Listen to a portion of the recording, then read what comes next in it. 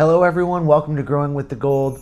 We have an amazing episode, history lesson, community insight episode for you today where we're going to be talking with Ron Kuhnel at the historic Zanone House here in downtown Eureka. So we're really excited to kind of learn about some of the history of this amazing house, home, and property, and how we ended up doing community gardens here, contributing to the community with Ron and his team to help support the Jefferson School and community gardens in the area. So I have to tell you a little bit about the backstory of what this whole property is about. And actually, to segue to that, I'll tell you a little bit of backstory about myself. I was raised in Sacramento, California. Moved there in 1942, shortly after World War II started. My parents, my father was an engineer with the U.S. Corps of Engineers. Went to schools there, graduated from Cal State University, Sacramento, with a degree in computer science, master's degree in computer science, and had a career in data processing with the state of California. Ended up becoming the chief information officer of the state of California. In the 1970s, I got interested in gardening after I met my wife, Melanie. Developed a very large garden in Rancho Cordova, California. Later, we moved to a smaller property in downtown Sacramento, and I ended up doing square foot gardening, basically trying to squeeze as much into a small amount of space as you possibly could. So gardening has been a passion for me basically most of my life. In 1998, Melanie and I moved to Eureka after I retired from the state, shortly after we got here, we purchased this grand house here in Eureka that's known as the historic Zanone House. This house was actually constructed in 1908 and is the largest and last Queen Anne developed in Eureka after the turn of the century. The house is completely original, which makes it kind of unique in terms of its province here in Eureka, is that most houses of this nature have been somehow modified, modernized in some way. This house is completely original, right down to everything except the wiring, which is modern wiring, but everything you see is original. The ceilings are original lath and plaster. The floors underneath the carpet here are 2x6 virgin, beautiful old-growth redwood. In fact, the entire house is redwood. After we moved here, we decided that we were going to restore this house back to its original grandeur. And so we spent a fair amount of money basically having all the woodwork in here completely refinished and brought back to its original form, which is shellac. And it's what makes this house somewhat unique, again, is the fact that, again, right down to the finishes on the wood, the house is original. The house is on the National Register of Historic Places, which is the only second house in Eureka to be on the National Register as a single-family dwelling, and we're quite proud of that. So, and it's been maintained basically in this form ever since we put the time and energy into restoring it. I started a garden in 2002 after we purchased, I say not I, Melanie and I purchased the property up at Wabash and F. This is originally a 3-acre parcel. The Zanones were cattle barons and had a large cattle ranch down between Cape Town and Petrolia on the north coast, 10,000 acres. And that property is still in the Zanone family, and they still run cattle down there to this day. The Zanones were Domingo Zanone and Magdalena Zanone.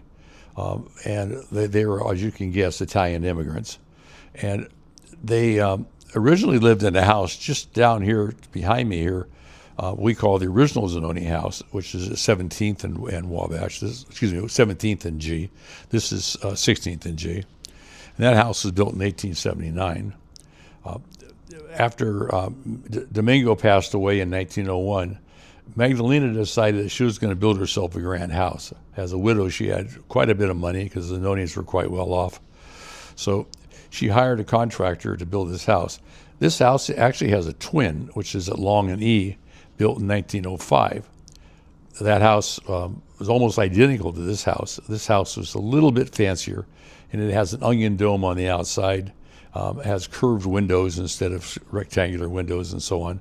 So this house was, I guess, upscaled a slight bit. Magdalena lived here until she passed away in 1948. Her daughters lived here until 1972.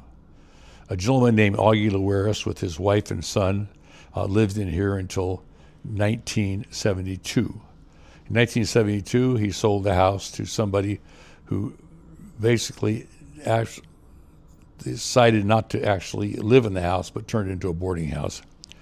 In 1998, as I said, Melanie and I purchased a house. 2002, the property at the corner was for sale, which again, Wabash and F. It was a parking lot. It was a parking lot for Pacific Bell, the telephone company. That later got computerized, and so the telephone operators weren't needed. And so the parking lot was basically abandoned. The parking lot held 80 cars. It was 260 feet long and 120 feet wide, and was strictly asphalt. We decided to take out 60 feet of the asphalt, which was removed. About 100 cubic yards of compost were brought in by dump trucks to fill in the hole that was left for all the asphalt and gravel that was taken out. And I planted my first garden. After about 2 years of growing a garden there, somewhat successfully, but somewhat unsuccessfully, decided to put in raised beds. At that point, the area was landscaped. In fact, this entire area was landscaped. We hired a landscape architect named Sue Natzler to develop a landscape plan for the entire property. And everything you see growing here today, with a few exceptions, was planted by us in about 2002. I think the beauty of this is the fact that so much of this is still original. Out on the G Street, there are cypress trees, Monterey cypress trees growing that date from the 1870s. And those trees are, frankly, spectacular trees. And they alone are worth the price of admission, in my opinion, the beautiful Monterey cypress. There's 2 very large eucalyptus trees growing on the property. Again, date from about 1900 or so. And there is 1 very large redwood tree growing up here next to the original Zanone House. Melanie and I planted 100 redwood trees, now of which many of which are 30 inches in diameter, which are growing up there at the end of the property.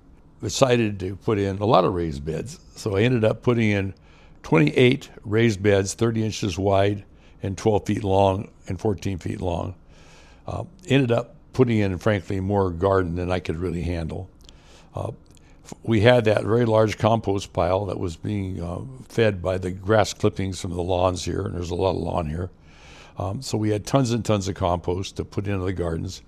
And so within about a couple of years, I had a grand garden growing there. It was all I could do to keep up with what I was growing.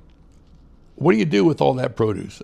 We can't eat all that produce, you just can't. So what I ended up doing was giving it away. At first, I would take plastic bags and I would hang them on the iron fence at the end of Wabash there, and people in the neighborhood would come by and they would pick up a bag of groceries. There would be chard and carrots and beets and onions and just about everything you can imagine hanging in plastic bags strung on the fence. By next day, I'd come out and they'd all be gone, and I'd get another bunch of plastic bags and hang them on the fence.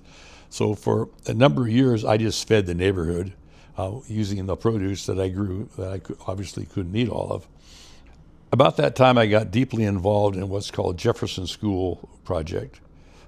There was a school at 1000 B Street in downtown Eureka that was a former school that the city schools had abandoned. A number of us got together and decided that that should be converted into a community center. Board of directors was created. I got on the board, and after all these years, I'm still on the board of directors. And that has turned out to be one of, I think, Eureka's finest community projects.